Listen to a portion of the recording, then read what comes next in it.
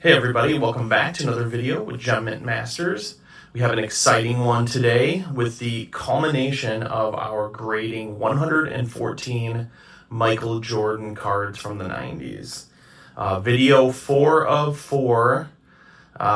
It's been a roller coaster ride, I will say. I've already seen the grades from this one as well as all the other ones. And I will say, I think we're going to end on a bit of a high note, but we're also going to kind of reflect on some lessons learned because, one thing to kind of keep in mind is these are all pretty low end. These are all pretty low end Jordan cards. I just happened upon these by buying a collection that was in really, really, really, really good condition. So I wanted to give it a try. Would I do it again? Not really sure. So we'll talk about that a little bit at the end, but let's go ahead and get through the grades. And then, like I said, at the end, I'm going to reflect on kind of a few points that I definitely learned from this process. All right. So let's go ahead. Start with the first one here. We'll start on kind of a high note. We got a Gem Mint 10, 1991 Skybox, number 572. We have gemmed this one already once, so this is a duplicate. Not complaining about that, but this will be definitely one that I will sell. Not super high value, but again, any PSA 10 Michael Jordan is amazing. Yeah. Alrighty, going back to this 1992 Fleer set. This is a really tricky one to gem. We did end up gemming some, but we did not have the best of luck, I believe, on this order in particular. But we got a lot of 8s in this set, so if you think about certain things like this and lessons learned and all that, certain sets are tough to gem. Gem rates are crazy low, and you'll see that from the screen here. So it could be one of those things where if you want to start off conservative, that would be something to keep in mind, is kind of staying away from some of the historically pretty low gem rate sets and cards. But that didn't stop me this time. I wanted to kind of see how it went, learn my lesson, so on and so forth. And another thing I'll say too, just because you're going to see a lot of different values coming up on the screen, I may use the same value for a lot of cards, because what I ended up doing with some of these is I ended up lotting them up and kind of determining what that average value is. And I found that if you lot them, you actually get a better return on them. PSA 9s in particular, I had 48 PSA 9s across these 4 orders. I found one person to buy all of them at a flat $20 each. So I'm happy with that. Some are a little bit more maybe, some are also a little bit lower. So I'm pretty happy with that. But that's where you're going to see that $20 value on pretty much every PSA 9 that I throw up on the screen. All right, sorry. Stop the rant here. Another one from 92 Fleer. We did end up getting a gem on this one. This is a super low gem rate in the 7% range, I believe. Definitely a hard one to gem, and then we ended up getting an 8 on this one. I'll kind of go through these a little bit quicker. A lot of these cards we've already seen. We know the background of them, but yeah, so we'll just go ahead and we'll maybe go a little faster than we have in videos past, but yeah. Alrighty, now we got a 9. There are a lot of 9s in this order. I'll just tell you that right now. I don't want to give anything away, but a lot of 9s in this order. So this was one we actually did pretty well gemming. I think we ended up 4 of 6 out of the orders. 4 Gem Mint 10s and 2 9s. 1995 tops, number 4. So if you're looking for one that, it seems easy to gem, but again, the gem rate doesn't necessarily reflect that. I don't know if I just got a bunch of good copies or what, but yeah, that one for some reason we had a lot of success on. All right, same with this one too. I know we gemmed at least a few of these. 1992 tops, the 50-point club, Michael Jordan. Yeah, can't complain about that as well. That is a nice card. My intent was to hopefully have a nice collection to hold on to after this, but now I think I also have some good ones to put out there for trades, and try to get myself some more. So, yeah. Alrighty. 1991 Upper Deck All-Star Michael Jordan. Got a 9 on this one. We didn't do the greatest on this one either. I think this was the highest grade we got was a 9, and mostly 8s on this one for some reason. This is a tough set to gem. This is one where you're going to see a lot of surface scratches. So this 91 Upper Deck, just be careful. look at that one really close, zoom in when you're looking at these. I did a video on this a while back. I would definitely take a look at that. But a 9, again, not too bad. All right, we got another 9 here. 1992 Topps highlight. This comes out of that same set as that 50 Point Club on the right there. I don't believe we gemmed any of these as well, but again, a 9, not bad. It's hard to say exactly what the factors were that contributed to a lot of 9s, because again, like I said, we got a lot of 9s. It's just these cards are old. Somebody brought up a good point on one of the videos. It could be a coloring issue. These all look very vibrant and bright, but that's possible. So I think if you're grading stuff like this, again, try to find some copies to compare to before you do that. Pull up some gem images online or some 9s or whatever, and I would definitely do that. All right, next one here, we did get another gem mint, and I think this is the second one on this 93 Fleer. This is actually a pretty decent value card. This is probably, I think this might be the highest one in this particular order, but over $100 on this one. So again, like I had said, any of these base type cards like this, if you want to try this strategy out, these are the ones to go for. Not necessarily like this highlight one here, but your just standard base card like this that has the basic stats on the back. I would definitely start there if you want to kind of try out this method. Here's another card that kind of falls in that same category. 1991 Upper Deck, the base card. We got a PSA 9 on this one. Super cool looking card. I'd love to have a 10 on this, but unfortunately we got a 9. But like I said, this is probably, you're going to see a huge 9 stack on this order. So it's interesting. It's the consistency or inconsistency in my mind it's a tough one. I don't fully yet understand it, and I've been doing this for 3+ years, grading pretty consistently. So it's something I'm going to keep kind of immersing myself into, trying to understand it better. I always want to get more 10s, obviously, but the reality is you just never know. You never know what you're going to get. All right, next one here, PSA 9, 1992 Upper Deck number 488. We submitted quite a few of these. We did end up gemming one, which was great. Happy to have that in the collection, but this is definitely a hard one. 2 gem, you got a lot of dark corners, but again, sometimes on dark corner cards like this, it's actually a good thing because it gives you the opportunity to really kind of see anything and see it pretty visibly. So, but a card like this too, a little bit difficult on the centering, just because there really isn't a true border around it. So you got to be careful on that. But again, I think the best way to research this stuff is find a PSA 10 copy of something before you go about grading it, and then you'll have a really good understanding of what to look for. All right, we've got another PSA 10 here, 1991 Skybox set I've talked about that a lot in the past. That's fairly easy to gem. We've had some ups and we've definitely had some downs on this set, but it's really just kind of only ups and downs, I would say. Really nothing in between. It's either a low grade or a super high grade. I'm still trying to figure out this set. I think somebody had mentioned centering on this one. Again, kind of difficult to determine perfect centering on these, and they are all over the place, so just be careful. You can look at the top as a pretty decent gauge, and then I think underneath that dotted line at the bottom should give you at least some kind of guidance to go with. But super cool card here. We did not have this one yet, so I'm excited to add that one to the collection. All right, got another 9 on this 92 Fleer. So we did end up getting a 9 as well, so that's good. This is, again, like I said, a tough set to gem. So any 9s in this one I'm pretty happy about. Again, that $20 value is not making us our money back, but it's a lot easier to swallow that than anything lower. Because, again, you got to expect some of the low with the high. And that's the tough part, too, about grading kind of lower end Jordans like this. The 9 isn't really going to get you your money back, but you kind of step it up a tier to maybe lower mid-end.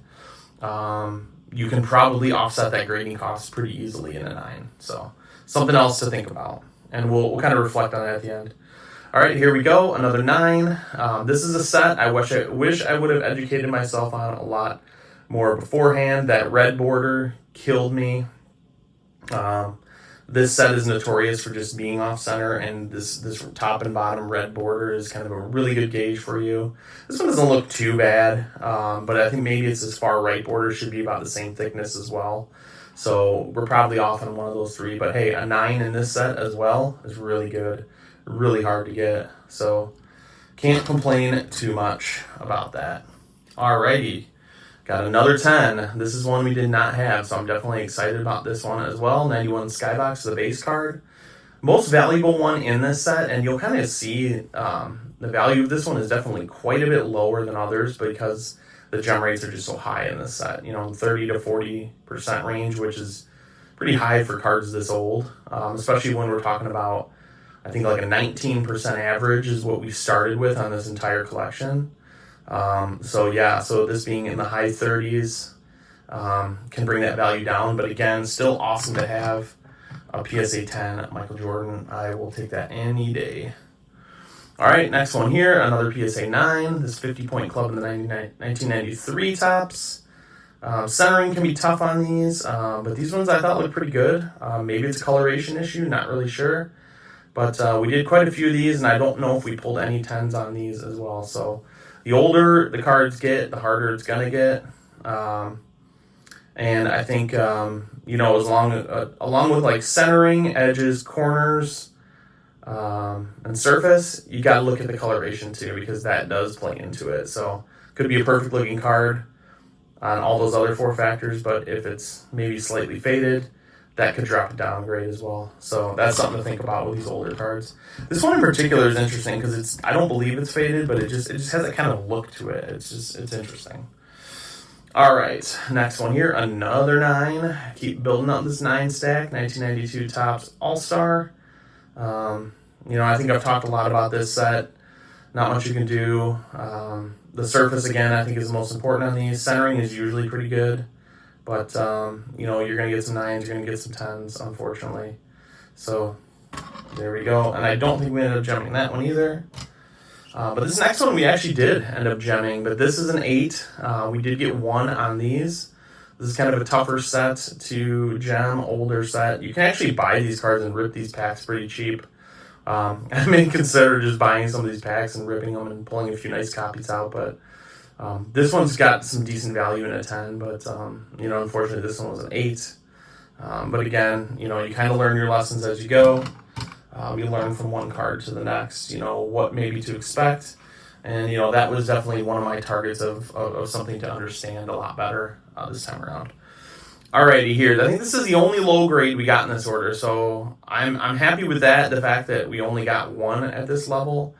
And honestly, I don't really know what the deal was with this one to get a 6. So, I'll probably just end up lotting this one up. I could crack it open, but again, these cards are so low end that I don't see a ton of reason to really kind of crack it when I can make, $10 probably if I lot this up. So maybe I'll take a closer look just under the light and see what I missed, but man, that's a tough one. Centering looks great. I thought the surface looked good, but every once in a while you get one of those 6s. Just happens. All right, got another 9 here. Michael Jordan, 1999 Upper Deck MVP. This is one of those sets where there's just hundreds of Michael Jordan cards in there. There only happened to be a few in this lot, and I didn't really know too much about them. And they looked really clean, so I was like, you know what? I'll go ahead and submit these. These are probably the newest of the bunch. Most of the stuff's kind of earlier 90s, but this is that 1999 set, so we got a 9 on that one. Not a super valuable card. I think even in a 10, it's like a $60 card. All right, next one here. Got another 9, 1997 Topps. Such a cool looking card. I think we submitted about 5 of these. We ended up gemming just 1 of them, but hey, I'll count that as a win. So that one's going in the PC. Super happy to have a gem. But a 9, again, not too bad in a card like that. Super cool pose. I love the base Topps cards. Those always look really sharp. So I've got a few more of those I definitely need to get. This one here, this is actually the highest grade we got of this particular card. We submitted probably 6 of these, maybe 7, maybe 6, I'm not sure. But we submitted a good number of this 1989 NBA All-Star Hoops Jordan. Pretty nice card, probably only like $100 in a PSA 10, but kind of on the older end. this is something you can pick up pretty cheap, but if you want to grade some of the older stuff, this is a good one to test it out on. But we got a 9 on that one. I'm happy with that. I was hoping for a gem on one or more of those, but unfortunately, we're going to just stick with a 9. So that's what it is. We got a huge 9 stack going here. But again, I always go in with that expectation that if I get a 9, I feel like I did everything right. So it's this stuff over here that I need to learn my lesson on. But yeah. All right, next one here. We got another 9. 1991 Skybox. We did pretty well in the 1991 Skybox on this order. But it's strange because, like I said, I kind of just randomly mixed up all these cards. These cards were not evaluated separately from any of the other orders. Everything was evaluated together and just kind of randomly split up. But, I think we got a solid grader on this one. I'm happy about that. And it's just, you're not always going to get that. But we got a 9. Super cool card. I think that's a kind of pretty desirable card, so I think somebody will enjoy that one in their collection.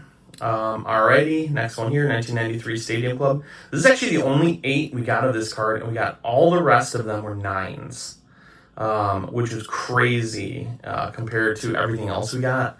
I was really hoping to get a 10 on this. I think I submitted 5 or 6 of these and got a whole bunch of 9s, and then we got this 1 8. So, that's just the way the cookie crumbles sometimes.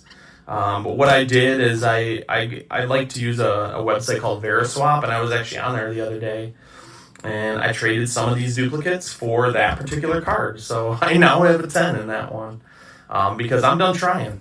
I tried 6 times and came as close as I could, but just didn't get it. All right, next one here, got another 9 on this 89 hoop. So again, a fun card. A little bit of value, maybe longer term value just because it's kind of on the older side. The base version in this set definitely does a lot better. I think it's like the number 200 card. I've got some of those coming, so I'm excited to see how those do. But again, another 9, not too bad. Alrighty, and we got another 9. This was a card I was really hoping to gem. I love the look of this card, such a cool looking card. I think we might have 1 or 2 more of these coming at some time in the future, along with one of the gold versions. But this is just such a cool card. Any card numbered 23 is really cool too, to see it number 23 on the slab like that. It's pretty cool. But we got a 9 again. This is probably one of those that goes for a little bit over the $20 mark in a 9. So if I were to sell that one separately, maybe in the $25 range. So it's nice to have some of those. But when you can offload 48 of them all at once for $20, I mean, you can't complain. All right, next one here, we got another 8. This is, again, one I talked about earlier, hard card to gem, number 488, Game Faces. Yeah, this is just, that's kind of the luck you're going to get, but, the PSA 10 of this carries a ton more value just because of how hard this is to gem, so, I consider that a valuable lesson to have learned and a fruitful one, too, to be able to walk away with a PSA 10 of that. Alrighty, another 9. So this will close out the Topps 1995 Topps number 4. We did solid on these. Again, it's weird because it's got a fairly low gem rate, but somehow we got all 10s and 9s on this card. So I'm happy about that. Can't complain. So we'll close that out on there. And then our final card from this order, we got a PSA 8, 1992 Fleer, this NBA award winner. Again, crazy hard card to gem. Wasn't expecting, a lot of 10s and maybe not even 9s on this card, but I'm just glad we're going to walk away with something great on this one, a 10. So maybe what I'll do in the future here is I'll do a quick little, recap of or summary of all the ones we've gemmed and that we're keeping, and just kind of reflect on some of the successes. But I do want to hit on a few of the lessons learned, and I'll throw them up on the screen here just to kind of give you guys some insight if you're looking to do something like this. This is what I've learned. Again, I graded 114 cards. 109 of them ended up coming through as graded because 5 came back as min size. So technically we only graded 109. But again, huge number of cards. And along with that comes a pretty substantial cost. So if you're doing this, be extremely careful, extremely diligent. Make sure you kind of have mapped out what that value is ahead of time. Just so you understand, kind of what to expect. If you're going to expect to make money, you're going to expect to, maybe most likely break even or lose a little bit, you should be prepared for that. All right, so lesson number one, the obvious lesson, grading 90s and older stuff is tough. It's very tough. Gem rates are a heck of a lot lower than the modern stuff. A lot of reasons are they've been sitting around forever. They've been moving around forever from case to case, building up scratches, issues. If you can find some that are in good shape that have been sitting and have been like weather protected, I mean, that's the way to go. So again, I talked a little bit about, discoloration and stuff like that. That's not necessarily something that's top of mind when you're looking at cards like this, but I would think about that. I would also research the gem rates ahead of time. You saw in these videos, I presented kind of what the average overall gem rate is with this entire collection. It was about 19%. So when I went into my projections, I assumed that, best case scenario, I'm going to get 19% of these. And if I do that, what is the value? And what is the overall value? Am I going to make a return on this stuff? So think about that when you're even making the initial purchase too, if your intent is to go and grade. One thing you can always do if you make that initial purchase, on lower end cards at $1 or $2 a piece, whatever, you don't have to grade them. So be very diligent about that as well. So, all right. Lesson number two, I would say estimating value is not super easy. And I had said this at the beginning of the video. I ended up selling all 48 of these PSA 9s for $20 flat each. Maybe some will carry higher value. Some might be a little bit lower than that. But I think I kind of probably overestimated that value a little bit. Not too crazy, but the nice thing is it's very close to the grading fee. But it ends up being a little bit higher because you have to factor in shipping and all that. So being able to sell these for $20, $20 is the grading fee. You also got to figure your cost of $1 or $2 per card. So be ready to lose on everything from here over. So again, that's something definitely to be prepared for. My estimate on the PSA 10s was right around $100, I believe, was the return I expected. And after calculating these, I think it was at $98 and change. So I think I did a pretty solid job there. I wouldn't say use that as a blanket estimate. It really depends on the exact cards. So again, spreadsheet out everything, find top dollar value, find low dollar value, and work that way. Alrighty, so lesson number three,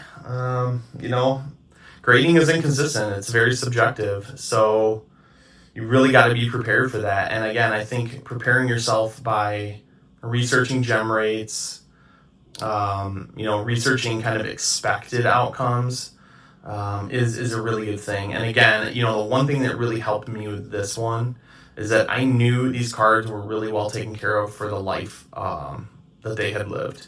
And, looking through a ton of them, really sharp corners, surface is the thing I paid probably the most attention to. I wanted to best prepare myself for that. Even though the gem rates are 19%, it doesn't mean you're going to get 19%. You still got to put in the work just as you would with a $5,000 card and looking over every single card the exact same way. If you're not willing or able to do that, then I would say don't expect, good results, to be honest. We went in again with a 19% projected gem rate, and we ended at about 23 or somewhere between 23 and 25% overall. So I'd consider that a success. We outperformed the gem rates. That's always my goal. I had initially, when I started grading, set a 50% threshold for myself, but I didn't really think anything about that. I just said 50% sounds good.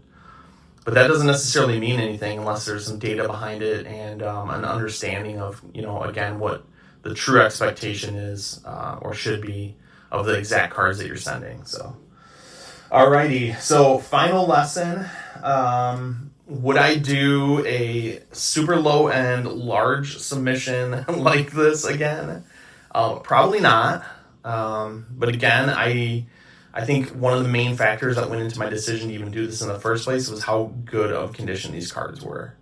I would probably never submit again, a set like this with the gold border where, you look at these all day, every day on eBay, and they just, man, you see white on the corners almost every single day. And the fact that these were just look so good, I kind of lucked out with that.